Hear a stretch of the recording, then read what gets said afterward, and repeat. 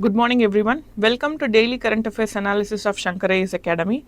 Today we are going to discuss the current affairs of 14th of November 2025.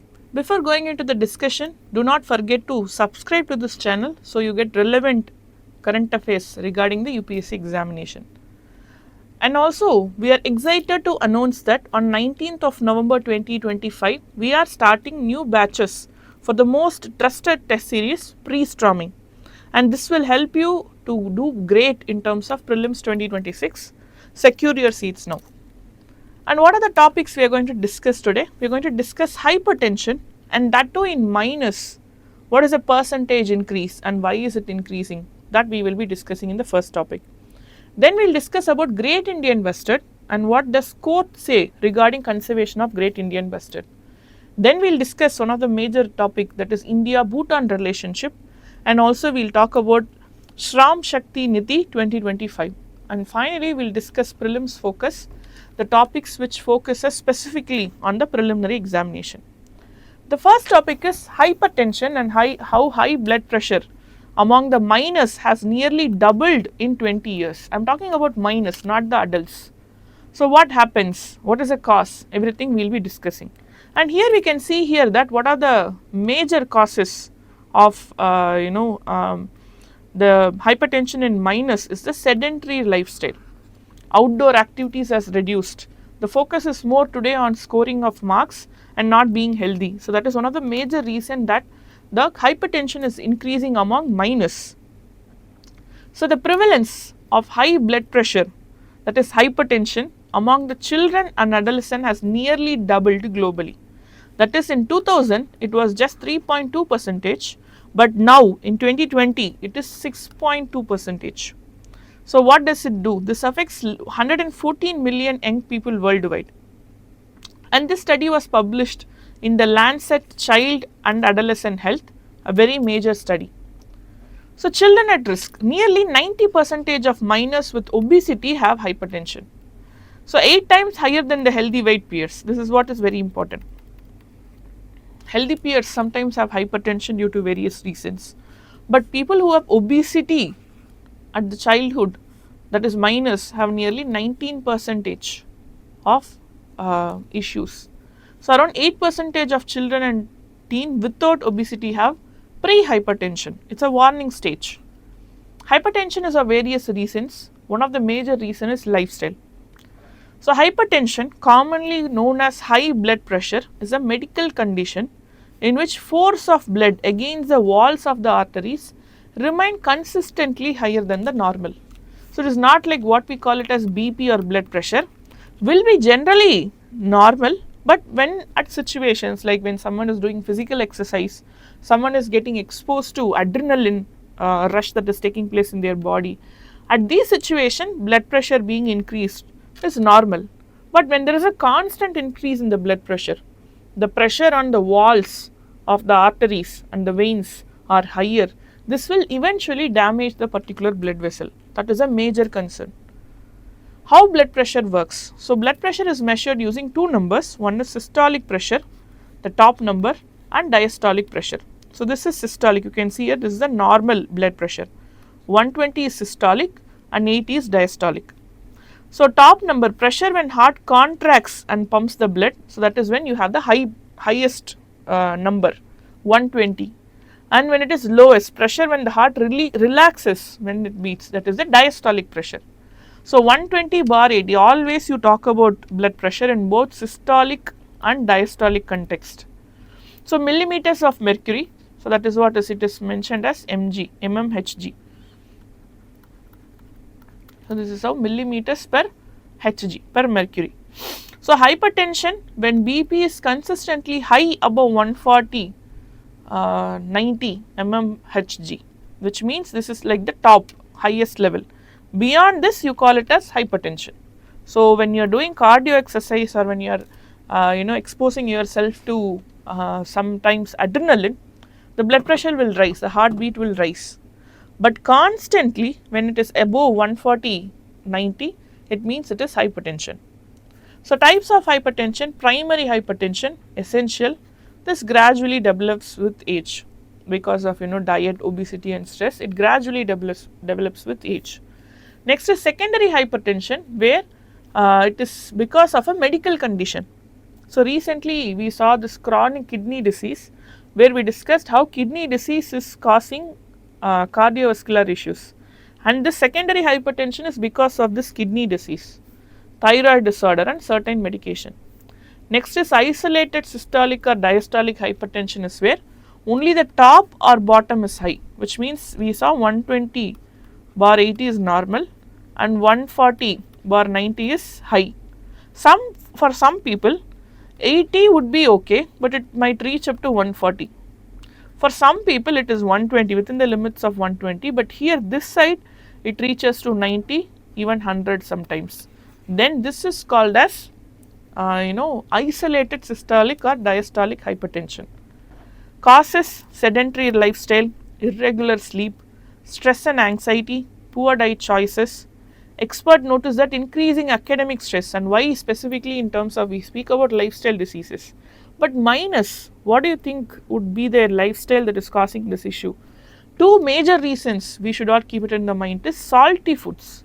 Today the processed foods, high salt content in our food, that is majorly leading to increase in blood pressure, and also loss of sleep and anxiety present among children because of academic stress. So academic stress, is it new? Academic stress was there, but is there any balance to the academic stress? That is a major question here. People have been studying, we are studying but the issue right now is we are now only concentrating on the academic part and not on the other aspects of life. That leads to academic stress, sleep deprivation and inability to manage emotions. That is a major issue, because the fear of failure becomes very normal, shaming, comparison. So all these are leading to stress among children. So the cause why it is leading to minors facing hypertension is, one is lifestyle, where it is sedentary lifestyle plus processed salty foods. Second one is, what happens here is that managing emotions. Today the concentration on academic intelligence is more compared to emotional intelligence. That is one of the major issue. So we will discuss a prelims practice question regarding this. With reference to rising incidence of hypertension among children and adolescents, consider the following statement. Isolated diastolic hypertension refers to condition where the systolic blood pressure is elevated while the diastolic pressure remains within the normal range. According to recent studies, India reports one of the highest prevalence rates of isolated diastolic hypertension among World Health Organization Southeast Asia region countries. So here the second statement is right, but the first statement, isolated diastolic hypertension, means that diastolic blood pressure is elevated and systolic remains normal.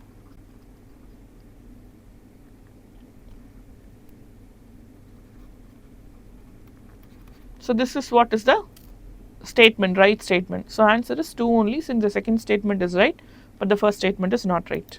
The next topic we are going to discuss is about Great Indian Bustard. So imported ideas like intergenerational equity or anthropocentric may not protect endangered species. Justice Narasimha. So this term anthropocentric, what does anthropocentric means? When we process something, when we take a decision about schemes or any of the governance aspect, we might end up thinking only about man as a priority. But in terms of environmental conservation, when we keep man as a priority, it is not going to work. It is anthropocentric. We need ecocentric policies. That is what Honorable Justice Narasimha has stated. So we will see what is it about. Scientific name of Great Indian Bustard. It is one of the most potential question, I would say, this year, because we have successfully conserved Great Indian Bustard through a process of artificial insemination. So the successful process is going on. So it is still in the critically endangered category, very important according to IUCN. It is critically endangered. It is among the CITES Appendix 1 and it is protected under Schedule 1 of Wildlife Protection Act. It is a state bird of Rajasthan and it is one of the largest flying bird. So, it is very important aspect because it is critically endangered. We have successfully done artificial insemination in these Great Indian Bustard, and this is a very landmark achievement in terms of Great Indian Bustard conservation. What is the habitat about Great Indian Bustard? It is found in arid, semi-arid grasslands of Indian subcontinent, and major population is found in Rajasthan, being that the state bird of Rajasthan, mainly in Desert National Park, Jaisalmer. So, very importantly, it belongs to grasslands, arid and semi-arid grasslands. It is also seen in the parts of Gujarat, Maharashtra, Karnataka and Andhra Pradesh. If they are giving any statement that it is endemic to, it is only found in, not right, it is found in the other states of India also. Historically also present in Pakistan, but largely vanished from Pakistan. In India, we are trying to conserve it. Major threats: collision with overhead power lines in wind and solar project areas, very important. Because being a very big bird, and when it is flying at a faster velocity, and even though it spots an electric line, even if it intends to stop itself, it cannot stop because of the inertia. So, what happens? It goes and collides with the overhead power lines and loses its life. So, habitat loss and fragmentation due to agriculture, infrastructure and human enforcement is also a major issue. Disturbance from vehicles, grazing and tourism. Very importantly, predation on eggs and chicks by feral dogs and other animals are also major issues. Low breeding rate, because female lay only 1 egg per year, and you know what, male birds do not take part in protecting or incubating the eggs. So, the female is left all alone in taking care of these egg, and that too 1 egg per year, which makes the recovery very slow, which makes the conservation very slow. What are the conservation efforts? We have Project Great Indian Bustard under the Integrated Development of Wildlife Habitats, then captive breeding centers, Sam and Pohran in Rajasthan, and Supreme Court ordered undergrounding of power lines in Great Indian Bustard habitats, and then eco restoration programs to revive grassland ecosystems. So, what is ecocentric approach? Ecocentrism is an environmental philosophy that places intrinsic value of all living and non-living components of nature, not just the utility to humans. So, we should not see everything in terms of how it is going to be helpful to us. We should believe that every every organisms, both living and non-living things, have inherent value in nature, and that is what is ecocentrism. Whereas anthropocentrism is opposite, where we consider we are the priority. So, that is not right, that is not going to save the environment. In ecocentric framework, every species, including the Great Indian Bustard, has the right to exist and flourish, independent of its usefulness to people. Why should we protect it? If human beings are not here, they do not need protection, but human beings are here. But even though they are not useful to us, we are having the duty to protect them, because inherently every organism has a right to exist, and we are taking the right away, which is not fair, which is not just. So, that is what is the concept of ecocentric approach. Application to GAB, how is it going to be applied? Ethical and legal recognition. See, Great Indian Bustard has intrinsic right to exist and frame policies for species protection beyond human utility. Habitat centric conservation has to take place, so that the grassland is protected altogether, so that the entire ecosystem is protected. Like we need them, so keeping them in captive, is it good? No. We have to protect the ecosystem altogether. Insight to conservation is more needed. And also judiciary and policy implications. So, Supreme Court is enforcing this underground power lines and promoting eco-sensitive planning, prioritizing biodiversity and also increasing the public awareness. Community conservation is more effective compared to just the ministry and the forest personals trying to conserve it. Constitutional legal basis, Article 48A states directive for the state to protect and improve the environment. Article 51A subclause G, fundamental duty of citizens to have compassion for all living creatures. As a man, as a human being, we have to have compassion for all living creatures. And what is the Supreme Court judgment regarding it? T.N. Godavarman versus Union of India 1996 recognized ecocentric principles. and Center for Environmental Law, Worldwide Fund for Nature, India versus Union of India case where ecocentrism as part of Indian jurisprudence. So, we will discuss a prelims question regarding this. With reference to Great Indian Bustard, consider the following statement. It is found exclusively in Thar Desert region of India. It lays only one egg a year, making population recovery naturally slow.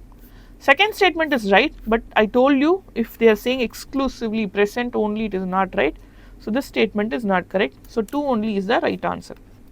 The next topic we are going to discuss is about Indo-Bhutan relations, and recently a Prime Minister has visited a state visit to Bhutan, and so now this is a potential question because we will discuss about Indo-Bhutan relationship. So, what is this context in the news is that at the invitation of King Jigme Kesar Namgyal Wangchuk, Prime Minister Narendra Modi undertook a 2-day state visit to Bhutan 11th and 12th November 2025. See, the Prime Minister has joined the celebration marking the 70th birth anniversary of His Majesty, the 4th Druk Gyalpo, and participated in the Global Peace Prayer Festival in Thimphu, where the holy Piprahua relics of Lord Buddha were displayed. So, very important. So, what is the background? India and Bhutan share over a century-old relationship because we have mutual trust, respect, and cultural affinity. See, the thing is, Bhutan is placed very close to our country. Bhutan is a very important neighbor, and we have a mutual trust. We have been supporting each other for a very long time. And moreover, economically, India plays a major role in terms of supporting Bhutan, and we will see what is that.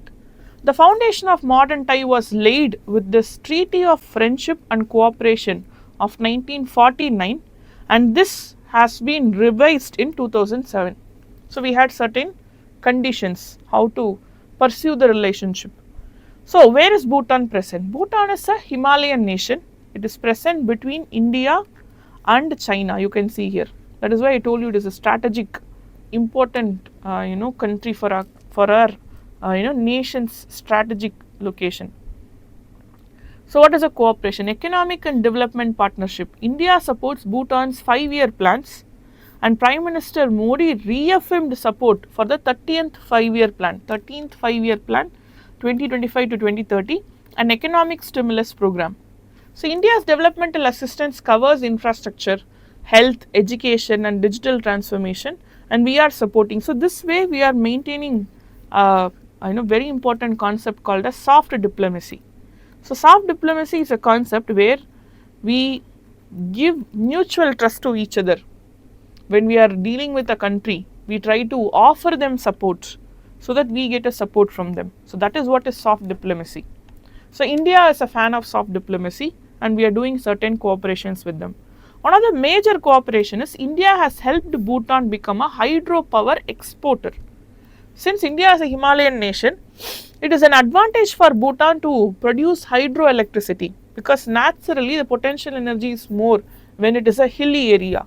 So, this export of hydropower and also having a environmentally friendly lifestyle makes Bhutan one of the very few carbon negative countries. So, that is a very big recognition that Bhutan has. It is a carbon negative country, which means which is sequestrating more carbon compared to what it is emitting.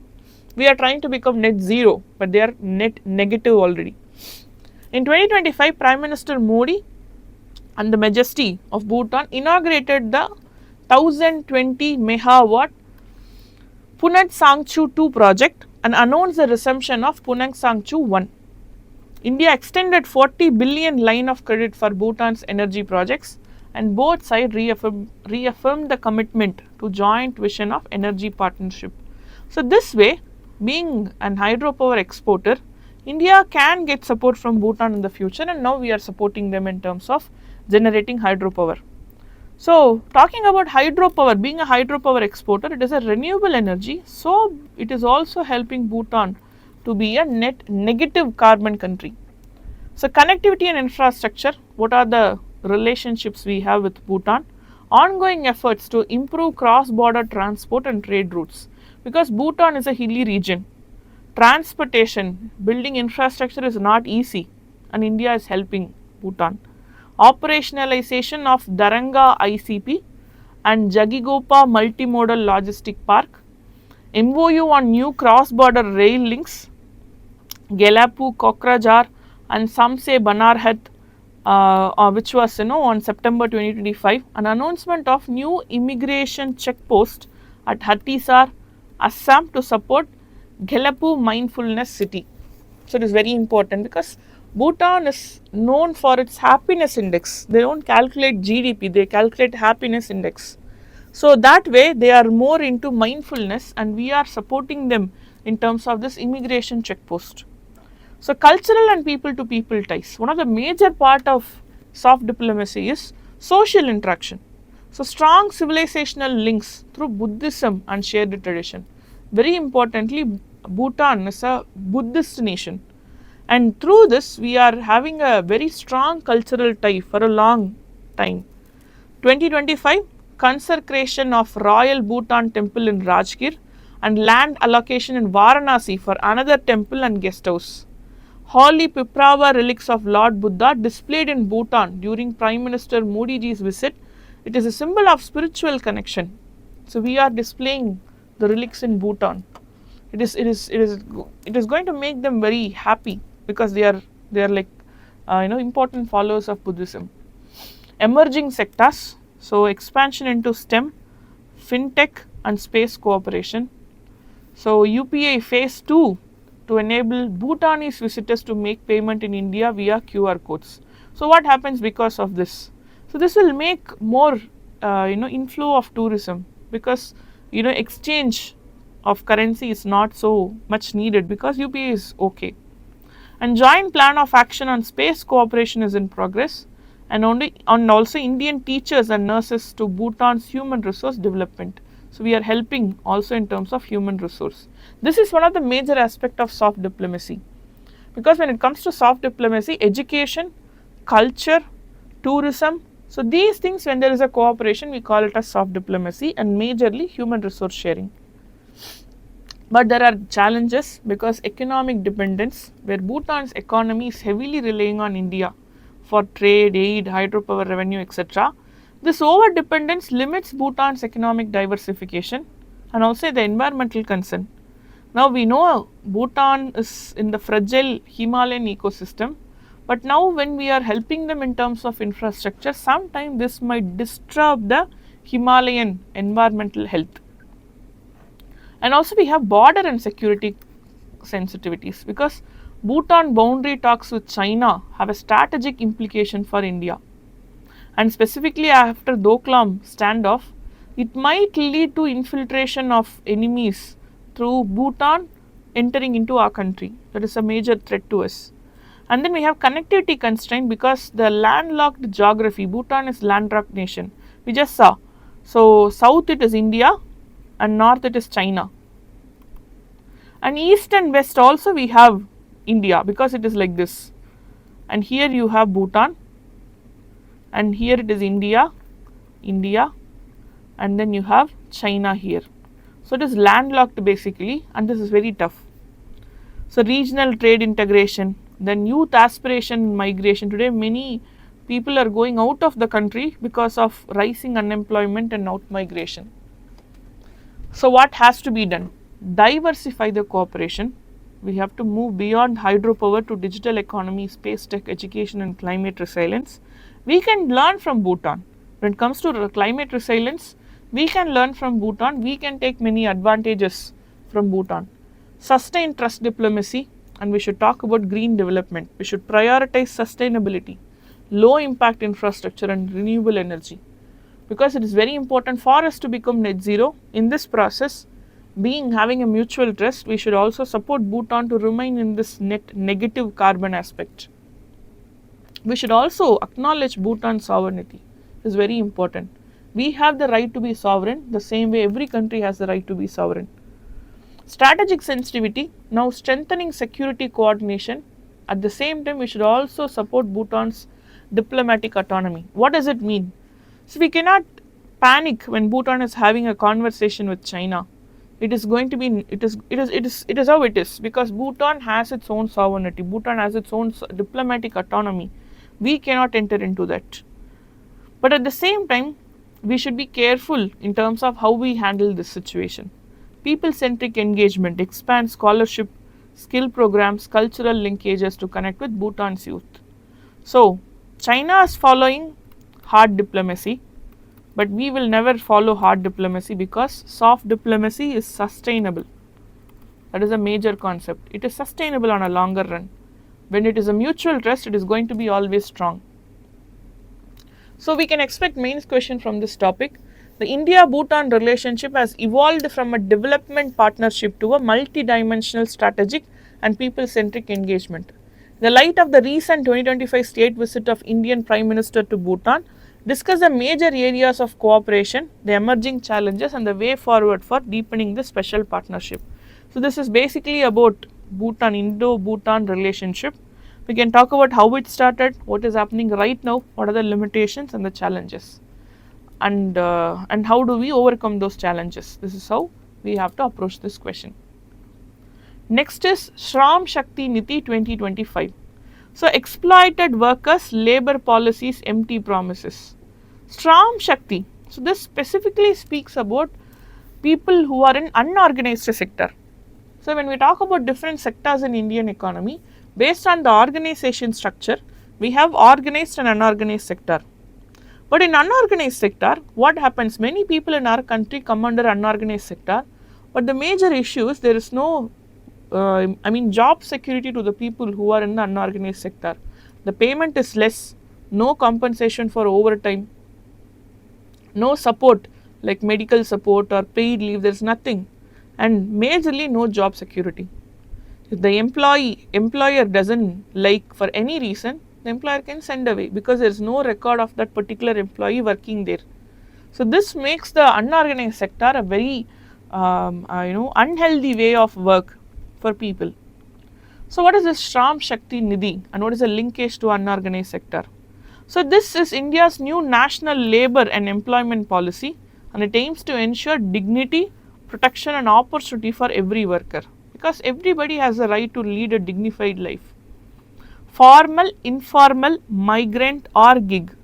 So, for all the workers, this particular policy will bring inclusive support based on moral idea, Shrama Dharma. What is Shrama Dharma? The value of work in Indian ethos.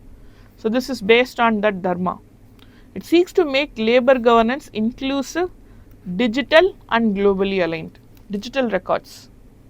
So, what is the vision? To create an inclusive, equitable and resilient world of work where every worker enjoys dignity, protection and opportunity, ensuring growth that is people centric and planet sensitive. See, they are talking about sustainable development and also people centric approaches. That is the vision. Inclusive, equitable, resilient world of work, people centric, planet sensitivity. So, what are the guiding principles? Dignity and equality of labor, universal inclusion, cooperative federalism, data driven governance. You can see all these. Dignity and equality of labor, universal inclusion, everybody should be included, formal, informal, gig, migrant, everyone. Cooperative federalism, the states should support for this. Center and state should have good relationship among themselves, and local bodies also should work together, that is cooperative federalism. India is a federal nation and without cooperation, the federalism will not be strong. Data driven governance, digital usage of technology, digital technologies will help it to be more transparent. Why should we go for digital technologies? More transparency and efficiency. So, 3-tier implementation is the idea: national level, state level and the district level. So, what is the national level? National Labour and Employment Policy Implementation Council, chaired by the Labour Minister. At the state level, state labour missions for local implementation, and district level, district labour resource centres as one-stop hubs for worker registration, skilling, grievance redressal and job matching. So, you can find what job works for you. If there is any issue in terms of your job, everything can be addressed here. Digital integration, a labour and employment stack where the informations are stored. They have their IDs, skills and social security data involved. So we can take people from that particular stack. So that it connects the demand and supply. So we have the demand and we can go and check the supply, and what do we want, we can rightfully pick it up. National Career Service, this acts as a digital public infrastructure for the employment. And what is a strategic intervention? So they are creating a universal social security account, because in terms of unorganized sector, we don't have insurance, we don't have pension, we don't have health scheme. So there is no social security for people who work in unorganized sector. But this particular strategic intervention will bring the social security to people even who are in the unorganized sector, like Provident Fund, EPFO, and then insurance, and then health scheme, Ayushman Bharat scheme, E-Shram and state boards. So all these are linked. So what happens? They get social security also along with the job security. So it provides health, pension, maternity, accident and life coverages across all sectors. Occupational safety and health. So enforcing the Occupational Safety and Health Code of 2020 with risk-based inspections, gender-sensitive standards and digital safety reporting. See, India is having one of the least workforce participation rate of women. We have more population and almost half is women. Just imagine if women are contributing to the workforce, what would be the range of development to our country. But is it safe for women to work physically, mentally? These two aspects are very important, and gender sensitive standards will definitely improve this. Near zero workplace fatality by 2047 is a major target. Near zero workplace fatality. Employment and future readiness. So, Minister of Labour become employment facilitator, and the department should offer AI driven job matching, multilingual access, verified digital resumes and local employment networks, especially tier 2 and tier 3 cities. Local employment network has to be created. So we have human resource, are we utilizing it? We are supplying the human resource global level, but is it useful to us? Are we utilizing the human resource we already have? And this will serve as an answer to that. Women and youth empowerment, increased female labor participation rate to 35% by 2030 is an aim. So it encourages safe workplace and equal pay, because gender pay gap is the reality and we should shatter the reality. Safe workplace and equal pay is important. Affordable child care, apprenticeships, startups and youth entrepreneurship, career counseling through education to employment career launches, all these are going to be supporting women and youth empowerment. Ease of complaints and formalization with digital complaints portal, self-certification, technology and green transitions, and these things will incentivize MSMEs. It promotes AI-enabled safety system, green jobs. So one of the major issue here is, we can see here reskilling and eco-friendly employment. We will see a term called as green displacement. See, now the countries are trying to transform or transition into green economy. At this aspect, one of the major works which come under unorganized sector, for example, coal mine. So these are, if they are closed, if they are removed, and now they are displaced. So those people who are employed in these unorganized sector, which are not environment friendly, it is not their fault to work there. They found opportunities there. But if we are going for a just transition, it is not just the technology we should think about, we should think about the people who are dependent on those sectors. And here, supporting by reskilling and eco-friendly employment will actually serve as an answer for this green displacement. Convergence and good governance, very important, because unified labor data, and then it connects all the states and ministries where we have transparency, transparent, outcome-based monitoring and citizen-centric service delivery. These are the good characteristics of good governance. We can use this in the mains examination when they are talking about good governance. Challenges, lack of funding, one of the major challenge in our country. No clarity on who will finance. We are including many entities, but who will finance? That is a very big question. Digital exclusion. You're talking everything transparent, bringing digital mode of stack. Do people understand what is stack? That is a very big question. Because 38% of households are only literate. What about others who are not literate? Who are not literate and digitally literate? What is their situation? Weak union representation, because policy sidelines collective bargaining and union safeguards. So, this way we are removing the concept of union and we have forming union as a fundamental right, but this is questioning that. Poor enforcement. Zero fatalities by 2047 is unrealistic without penalties or inspectors. So, we have given the objective, but what is the way? We have a destination. How are we going to achieve it? Is there a foolproof mechanism to achieve it? That is a very big question here. AI and algorithmic bias. AI driven job platforms lack bias checks. Gig worker exploitation, a major issue, because the wages code minima are ignored for 12 million gig workers, the minimum wage criteria. So, we have this time limit set in terms of, one of the best example is time limit in food delivery, which makes them drive without any safety in their mind, because they are penalized for not reaching to the place at the right time. What happens here? This creates chaos. This creates insecurity among them. It is endangering their life and also creates other forms of accidents on the roads. So here what happens? They don't have a minimum wage and they are incentivized based on their performance, and this leads to a tension among the workers. Gender inequality targets 35% male participation but lack enforcement and childcare support. According to 2024, 33.7%, that is the International Labour Organization data. Unjust green transition, as I told you about green displacement, how is it going to be a very big risk?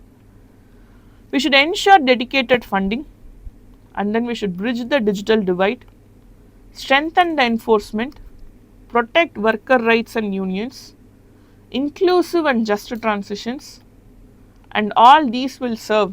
So, we saw many issues and we have to address all those things.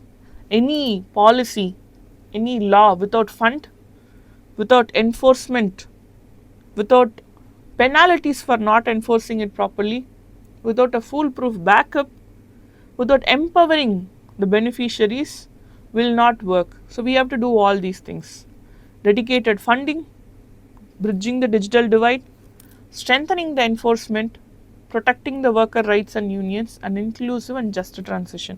So, this way we will achieve what we want: near zero death by 2047.